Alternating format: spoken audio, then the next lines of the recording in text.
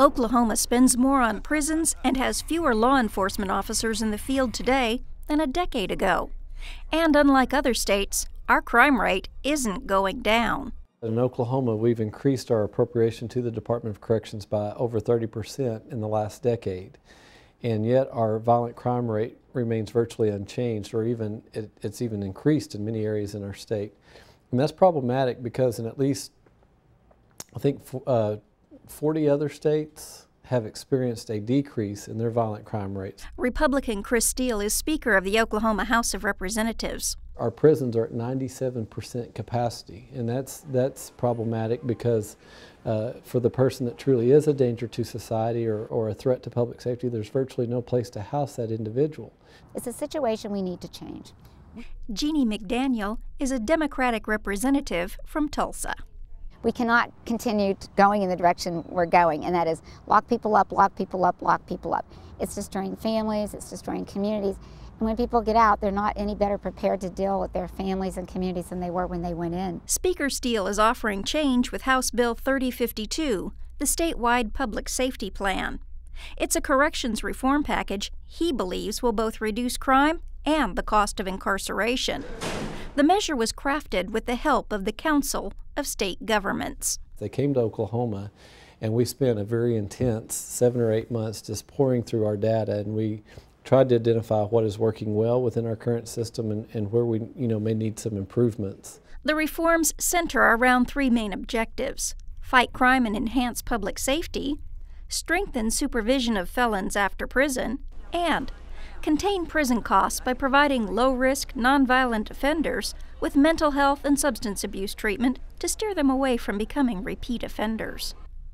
STEELE anticipates implementing the reforms will reduce violent crime by 10% over the next 5 years. Something like 16 other states have already gone through this Justice Reinvestment Initiative. They've been able to implement the reforms, and they've been able to experience a tangible difference in saving money and producing better outcomes in the way of reducing crime and increasing public safety. He cites Texas as an example. They implemented their Justice Reinvestment Initiative, went through the same process that we're going through now, and in 5 years, since 2007, they've been able to realize over $2 billion, that's billion with a B, $2 billion worth of cost savings through avoiding incarceration cost. They've reinvested a portion of those resources, and today their violent crime rate is as low as it's been in 30 years. And for the first time in state history, last year they actually closed a state prison. Police Chief Daniel Bradley of Sand Springs has just one question about implementing the reforms in Oklahoma. How's it going to be funded?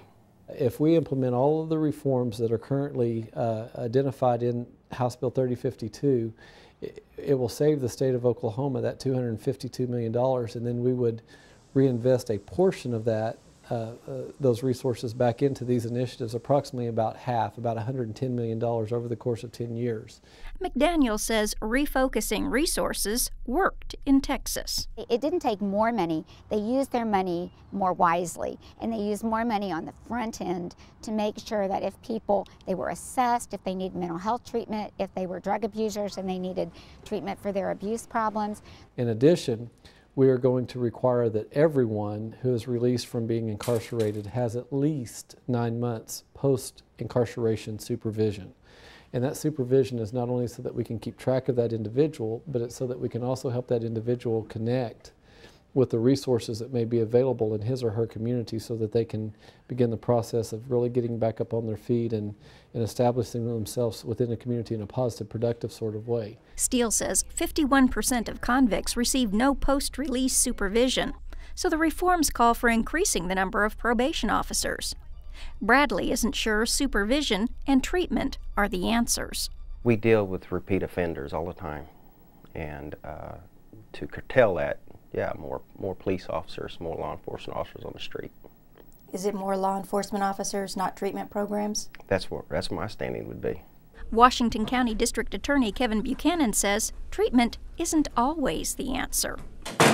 Sometimes in my job, we run into those people who simply won't avail themselves of available services, treatment facilities. They won't take medications they've been prescribed, and they present extra special difficulties for us in what to do. We don't necessarily want to send those people to prison. Sometimes they give us no choice. Another key component of the plan changes what happens when drug court participants, parolees, or probationers violate a stipulation of release. We're going to establish what we call intermediate revocation facilities. If they violate a stipulation of their probation, instead of immediately going back to prison for 2 to 5 years, they would go to an intermediate revocation facility for 6 months. And that intermediate revocation facility will contain intensive treatment for substance abuse or whatever the situation may call for. That's going to free up some additional space for those individuals who truly do need to be incarcerated and who are a danger to society. I agree in the long run, if we have these options, in the long run it should save us money. I don't doubt that theory at all. But I also know as we go through the budget process this time of year, money is tight, and it's going to be difficult to find additional money to either enter into contracts with private entities or build new facilities to give us these alternatives. The plan also makes more money available for law enforcement. We're going to set up a grant program that will be administered through the Attorney General's office for local law enforcement entities, local police departments and sheriff's departments and what have you, that will be able to apply for additional resources to target high crime areas within their jurisdiction. We would rather be more proactive than reactive, meaning that, sure, more patrol cars in the neighborhoods, patrolling and trying to deter crime. I think there's some practical solutions in here for us to work with, as long as the defense attorneys, the judges, and the district attorneys all are willing to be on the same page and work with these new tools that we have, that this bill will give us if it's passed. I think it'll work.